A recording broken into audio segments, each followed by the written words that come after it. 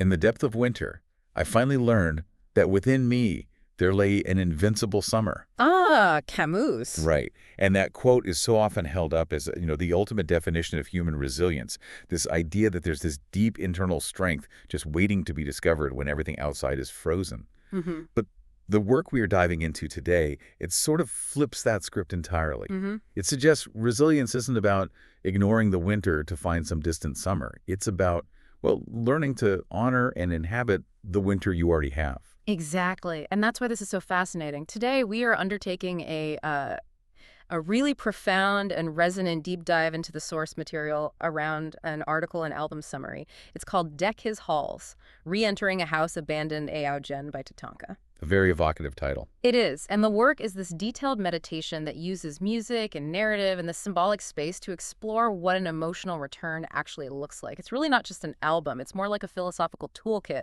for coping with these unresolved internal landscapes. And the method of creation here is what really makes this unique, I think. The source material explains this was a radical collaboration between a human and several generative systems. Yeah, large language models, music production algorithms. All working in concert. So we're looking at human creativity coexisting with artificial intelligence to articulate these deeply personal feelings of grief and recovery. The creation process is just inseparable from the meaning. You have the authors using these, cutting-edge tools to explore really ancient human questions. So what's our mission for you, the listener? Our mission is to unpack the core persuasive argument that comes out of this collaboration, an argument for a gentler, more honest model of resilience. And it's built on 3 anchor themes. Wow.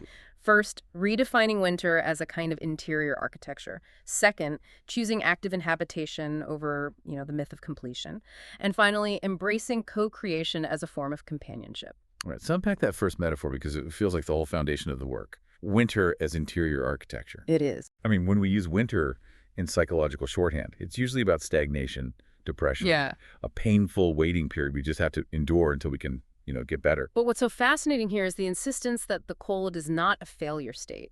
The narrative deliberately moves away from those pervasive productivity-driven healing narratives. The idea that you always have to be chasing a quick, measurable spring. Precisely. Instead, the authors frame winter as a clarifying stillness.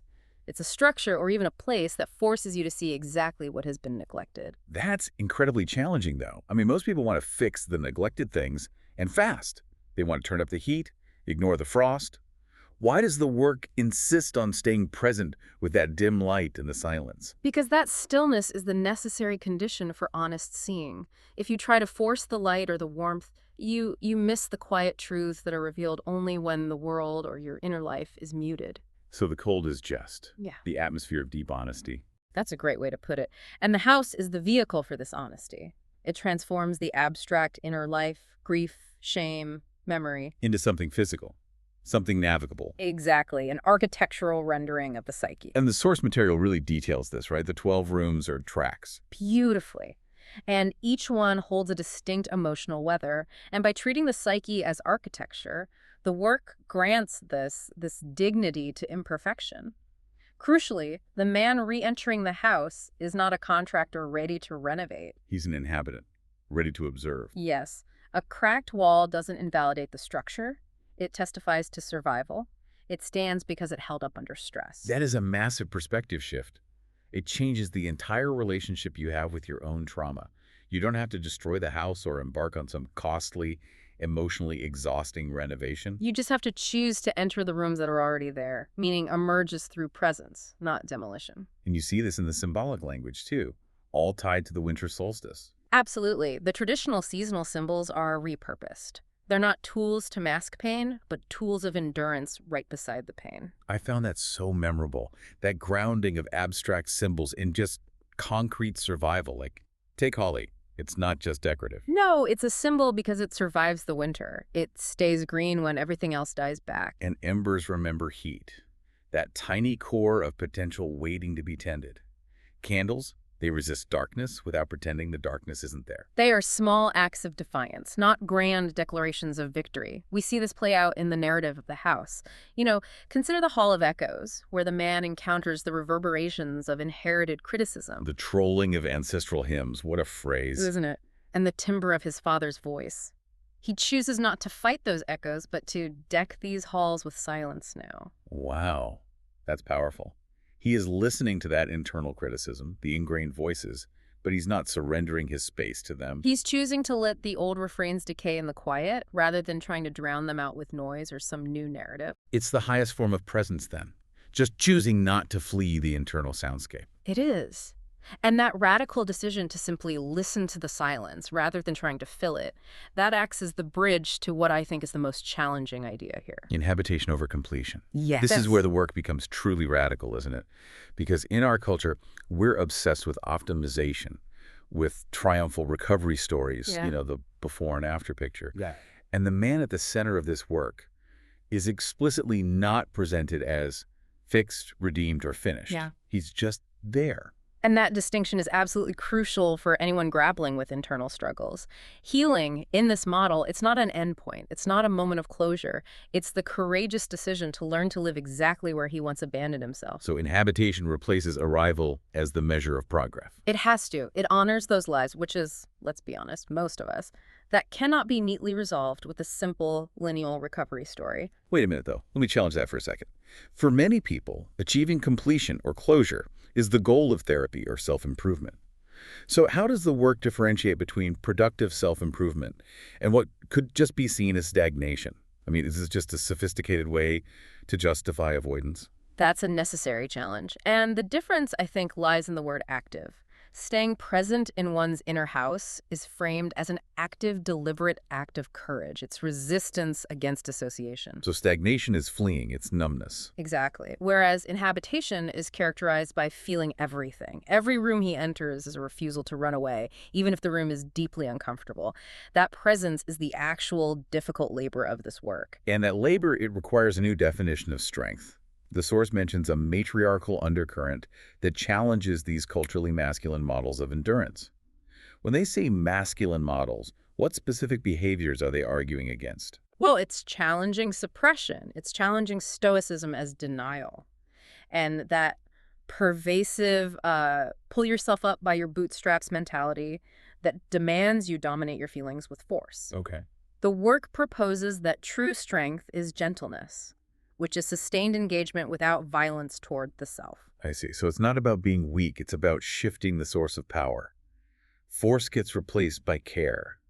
Domination by attention. You decorate the house with acceptance rather than demolishing the parts that shame you. And we see that in the lyrics. We see this so vividly in the lyrical arc, particularly in the track The Hearth Rekindled. The man isn't finding new wood, he is, and this is a quote, splitting kindling from the furniture of shame. Splitting kindling from the furniture of shame. That image is incredibly visceral. Yeah. What specific furniture do you think they're referring to in the context of this house? The source implies it's those rigid mental constructs we all create to protect ourselves. The stiff chairs of denial, the dusty tables of unresolved arguments. And by using them as fuel, he is transforming the very things that trapped him into energy. Into warmth. Into warmth. He realizes the heat he creates is the opposite of numb. It's feeling everything he tried to kill with silence. The turning point is choosing to tend that flame even when his hands shake, instead of returning to the familiar safety of just being frozen. And this shift toward authenticity is everywhere, even his choice of clothing. There's the track Apparel of Truth, where he chooses not disguise, but to wear his honesty like a woven coat. It's a complete refusal to cover up the years. That coat is stitched from all the nights he survived. He's choosing to wear his scars, to wear the visible wear and tear of his life, rather than masking them for public approval or some perfect recovery narrative. That is resilience defined by acceptance, not by denial. It's powerful. And it brings us to the third anchor theme, which, well, it complicates everything we've just discussed in a really interesting way. Co-creation is companionship. Right. This deeply emotional, personal work about self-acceptance was co-written and co-produced using several generative AI systems. And that presents a fascinating philosophical dilemma, doesn't it? I mean, for a listener who's worried that involving a generative model, a tool that's designed for efficiency and optimization, would somehow cheapen the emotional depth of a work about slowness and presence. Yeah, how does TATANKA position the AI? Is it just a ghostwriter or is it something more profound? The collaboration is positioned not as rivalry or, outsourcing, but as co-inhabitation. Co-inhabitation. Yeah. The key insight here is that creation is less about solo authorship and more about shared witnessing. The AI is used to help hold space for memory and emotion. It acts almost like an external consciousness, helping to light the rooms of the house without judging what it finds there. So this project directly counters that modern anxiety that digital systems just flatten the human experience. I think so. Instead of accelerating output, the source explains that the AI was used with an intention that emphasized texture and slowness and emotional specificity. They really sought to leverage the AI's ability to generate these complex, nuanced sounds to amplify quiet truths, not just volume or speed. And that technical detail is crucial for understanding the final sound. It's described as luminous, wintry, cinematic, a hybrid of ambient folk, Lakota-inspired textures, soft electronic pulses, and acoustic warmth.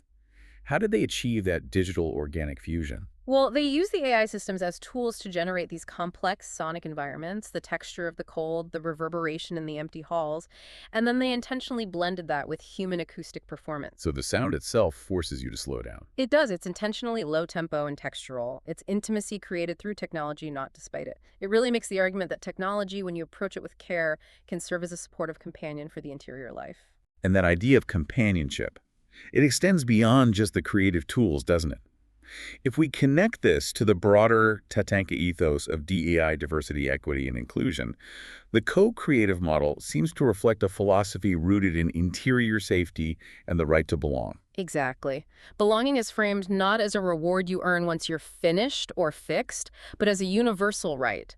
And this extends the house metaphor from the self out to the community. So inclusion, like safety, becomes something you feel.